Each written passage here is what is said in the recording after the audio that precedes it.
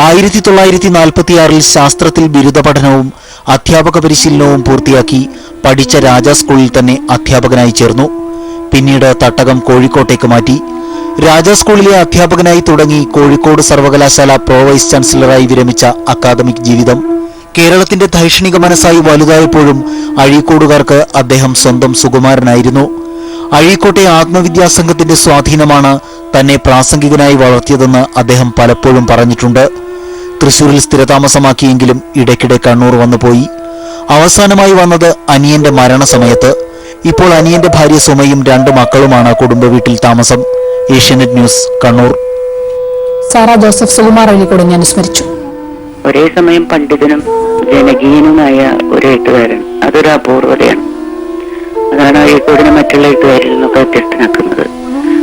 മനുഷ്യർക്ക് ഒന്നുകിൽ എഴുത്തുകാർക്ക് പ്രത്യേകിച്ച് ഒന്നുകിൽ പണ്ഡിതനായി ഉന്നതങ്ങളിലിരിക്കാം, അതല്ലെങ്കിൽ ജനകീയനായിട്ട് ജനങ്ങളോടൊപ്പം നിൽക്കാം.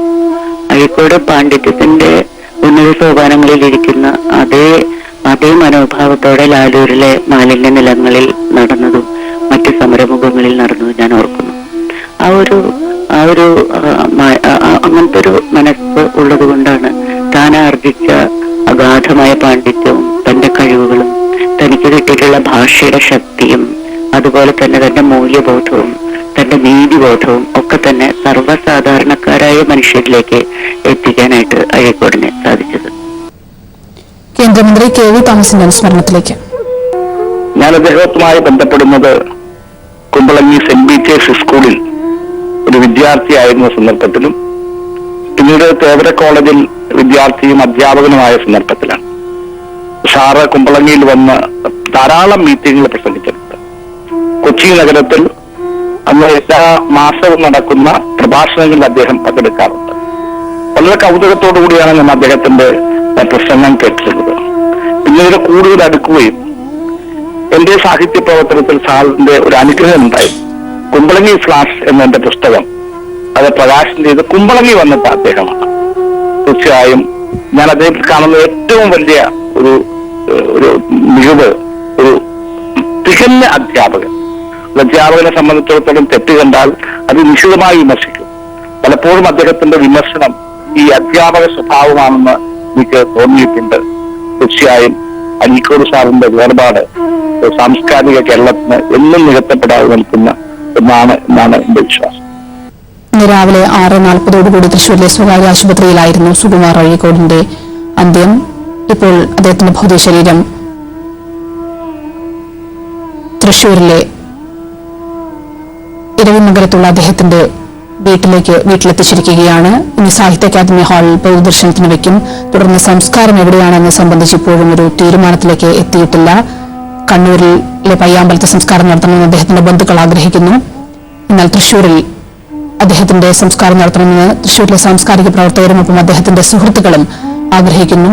മുഖ്യമന്ത്രി ഉമ്മൻചാണ്ടി പറഞ്ഞത് ബന്ധുക്കളുടെ ഇഷ്ടപ്രകാരമായിരിക്കും അദ്ദേഹത്തിന്റെ സംസ്കാരമെന്നാണ് മുഖ്യമന്ത്രി ഉമ്മൻചാണ്ടി പറഞ്ഞത്. സുകുമാർ അഴീക്കോട് കേരളത്തിന് ആരായിരുന്നു? നിരൂപകൻ, സാഹിത്യകാരൻ, പ്രാസംഗികൻ, സാമൂഹ്യ വിമർശകൻ, അങ്ങനെ നീളുന്നു അദ്ദേഹത്തിനുള്ള വിശേഷണങ്ങൾ. വ്യക്തിവിവരണത്തിന്റെ ചതുരങ്ങളിൽ ഒന്നും ഒതുക്കാനാവില്ല ആ ധൈഷ്ണിക വ്യക്തിത്വത്തെ. ഒരു ഓർമ്മക്കുറിപ്പിലേക്ക്. കേരളത്തിന്റെ പ്രബുദ്ധമായ നാവ് നിശ്ചലമായി. സാംസ്കാരികവും സാമൂഹികവും രാഷ്ട്രീയവുമായ എല്ലാ ജൈവിക പ്രതികരണങ്ങളിലും അഴീക്കോട് മുൻനിന്നു. അത് പ്രവാചകതുല്യമായ ഇടപെടലായിരുന്നു. മനുഷ്യനുമായി ബന്ധപ്പെട്ട എല്ലാ പ്രശ്നങ്ങളിലും അഴീക്കോടിന് ജനകീയ ജനാധിപത്യത്തിൽ അടിയുറച്ച നിലപാടുകളുണ്ടായിരുന്നു.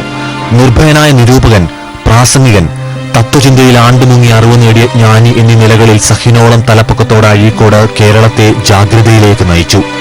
ഒരിടയന്റെ പരിവേഷമില്ലാതെ.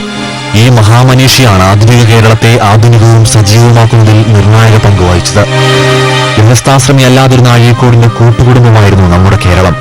അതെ, നമ്മുടെ എല്ലാം സ്നേഹസമ്പന്നനും ജ്ഞാനവിശുദ്ധിയുമുള്ള കാരണവരായിരുന്നു.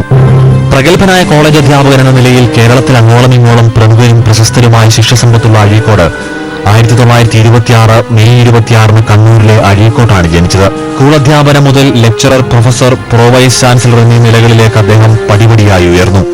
ഉദ്യോഗത്തിൽ നിന്നും 1986 വിരമിച്ച ശേഷമുള്ള അഴീക്കോട് കൂടുതൽ പ്രഗത്ഭനും മാർഗദർശിയുമായി മാറി.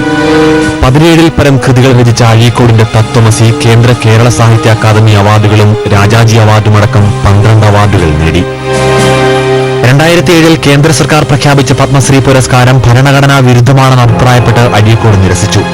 അഴീക്കോടിന്റെ വിമർശനങ്ങൾ വിവാദങ്ങളാവുകയും ഈ വിവാദങ്ങൾ കേരളീയ സമൂഹത്തെ ആത്മീയമായും സാംസ്കാരികമായും സ്വാധീനിക്കുകയും ചെയ്തിട്ടുണ്ട്. സുകുമാർ അഴീക്കോടിന്റെ വൈരുദ്ധ്യമായ നിലപാടുകളെയും പ്രസ്താവനകളെയും കേരളീയർ ചിലപ്പോൾ സ്നേഹാദരങ്ങളോടെ കണ്ടില്ലെന്ന് നടിച്ചു.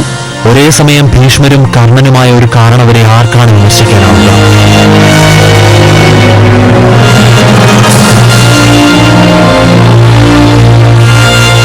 ആ ജന്മസ്മരണയ്ക്ക് മുന്നിൽ നമസ്കരിക്കാം. ഏഷ്യാനെറ്റ് ന്യൂസ്.